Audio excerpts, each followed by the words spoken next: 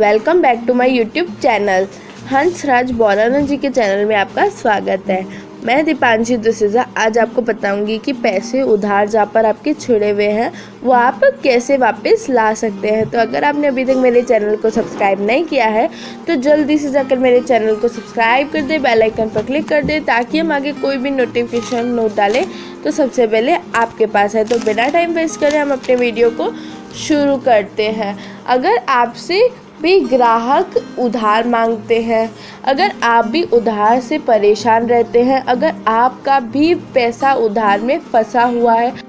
अगर आप कभी उधार को कम करना चाहते हैं, उधार मांगने वाले ग्राहकों को हैंडल करने के कुछ महत्वपूर्ण टिप्स और कुछ महत्वपूर्ण बोनस टिप्स भी हम आपको देंगे। तो हमारे वीडियो के साथ रेगुलर बने रहिए और वीडियो को पूरा देखिए। कोई स्कीम का लालच देकर नगदी खरीदी के लिए प्रेरित करें, मतलब कि कोई भी अच्छी सी स्कीम बताएं उनको देकर। जैसे कोई भी ग्राहक आपको समझ में आता है कि वो उधार लेना चाहता है तो आप उसको कहिए कि हम आपको इतना डिस्काउंट देंगे अगर आप उधार नहीं लेंगे तो, और उधार लेने पर आपको इतने पैसे देने पड़ेंगे, तो वो ऑटोमेटिकली उधार लेने से मना कर देगा और आपको नगद पैसे दे देगा। तो इससे आपका नगद पैसा आ जाएगा और उधार लेने से उधार देने से आप बच जाएंगे। जहाँ पर आपके पैसे डूबने वाले हैं, मतलब उधार दे चुके हैं और आपके पैसे वो नहीं दे रहे हैं, तो डूबने वाले ग्राहकों की तारीफ़ करके पैसे निकलवाएं,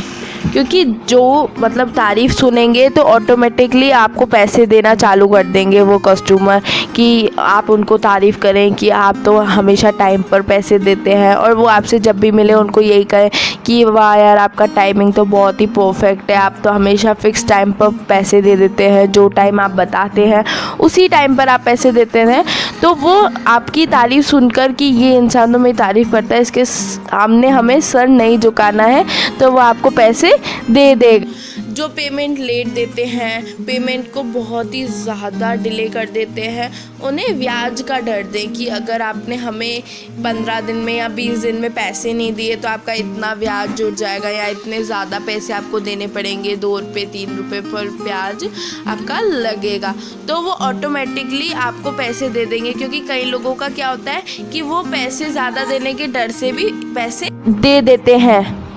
तो इसलिए उन्हें ब्याज का डर दे, तो वो ऑटोमेटिकली आपको पैसे दे देंगे कि यार हमको इनको ब्याज देना पड़ेगा, अगर हमने इनको टाइम से पैसे नहीं दिए तो हम इनको टाइम से पैसे दे देते हैं। 4th point,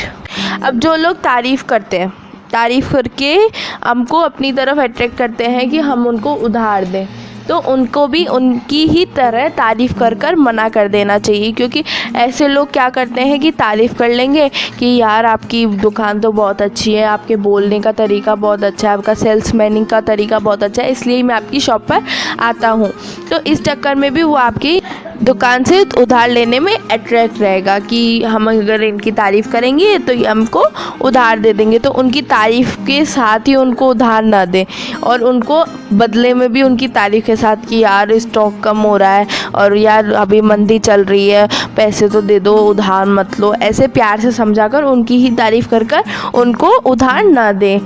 point 5th, business में दोस्ती करने वालों को नसीहत देना, मतलब कि जो लोग बिज़नेस में दोस्ती यारी रखते हैं उनको मना कर देना कि दोस्ती यारी बिज़नेस में नहीं करनी है। कि कई लोग होते हैं दोस्ती यारी इसलिए ही रखते हैं वो हमसे कि कई लोगों को हमसे उधार चाहिए होता है या फिर फ्री में कुछ भी लेना करना होता है, तो वो हमसे दोस्ती यारी इसलिए रखते हैं। तो दोस्ती यारी उन्हें कहें कि बिज़नेस से बाहर ही रखते हैं हम दोस्ती यारी, बिज़नेस में कोई दोस्ती यारी नहीं, कोई व्यवहार नहीं, तो उन्हें साफ मना कर दें फ्री में सामान देने का या उधार देने का। तो वो ऑटोमेटिकली आपसे 1-2 बार आप मना करेंगे तो वो तीसरी चौथी बार में आपसे उधार लेना और ऐसी मतलब वो व्यवहार की तरह ही व्यापार करेंगे। पैसों का दोष जमाने वालों से उधार में पैसे मांगना,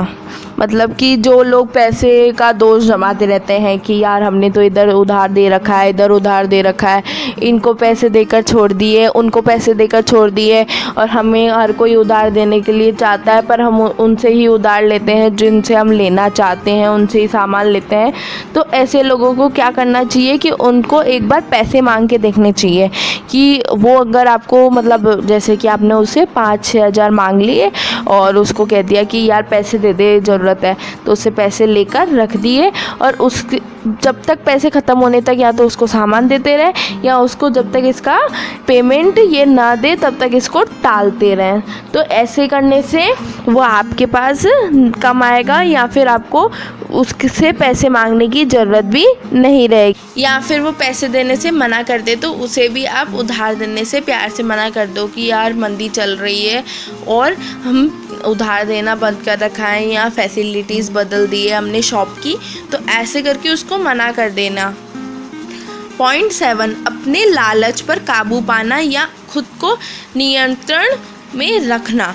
इसका मतलब ये है कि आप अपने लालच पर काबू पाएं कि जैसे कोई भी प्रोडक्ट है उसमें आपको मार्जिन बहुत ज़्यादा बच रहा है तो उसे मतलब ऐसे सोचे कि मार्जिन बच रहा है तो हमें इसको उधार में दे देते हैं, नहीं, उसको या तो फिर कोई भी उसमें प्रॉफिट दे दें तो वो ऑटोमेटिकली आपसे उधार नहीं लेगा, वो नगद में आपसे सामान लेगा, या फिर उसे सामान देने से मना कर दें प्यार से ताकि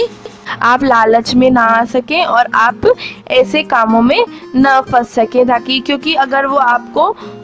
आप मार्जिन के चक्कर में आकर उसको सामान दे देंगे तो वो उसकी एक चाल होगी कि आप उनसे उधार ले सकते हैं। तो एक बार आप उधार दे देंगे तो नेक्स्ट टाइम आपको भी देनी ही पड़ेगी, तो पहली बार से ही उसे उधार देना मना करें। अगर वो आपको लगता है कि देने के लायक नहीं है या दे नहीं सकता है या देने में नाटकबाजी करेगा या लेट तक हमारे पैसे संभाल के रखेगा तो उसे देने से मना कर दें या फिर इग्नोर करते आएँ।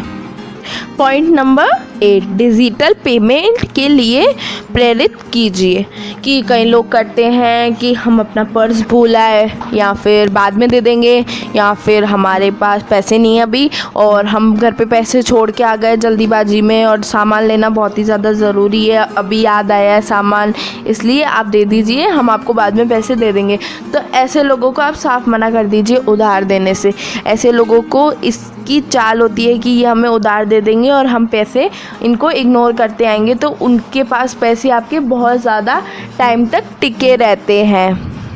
ऐसे लोगों को आप पेटीएम पेमेंट या गूगल पे करने का एग्जाम्पल दें ताकि आपकी उधार देने से आप बच पाएँ और उधार में ज़्यादातर पैसे ना फंसे।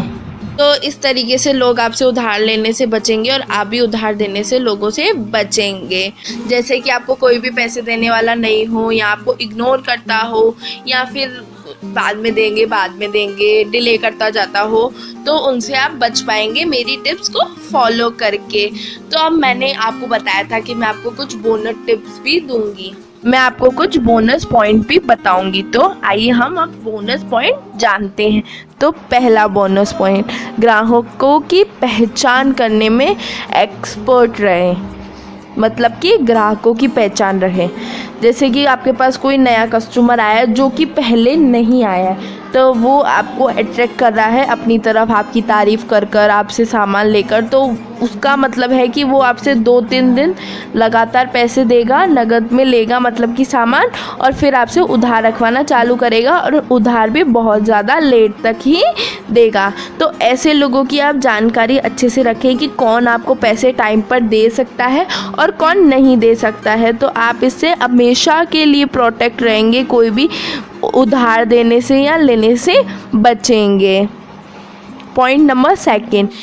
क्या कहते हैं कस्टमर को छोड़कर क्यों कह रहे हैं उस पर ध्यान दें। क्योंकि क्या कहते हैं उसको मतलब वो कुछ भी कहेंगे कि तारीफ़ करेंगे आपकी, कि ताकि हमको उधार दे सके, तारीफ़ करेंगे कि यार आपकी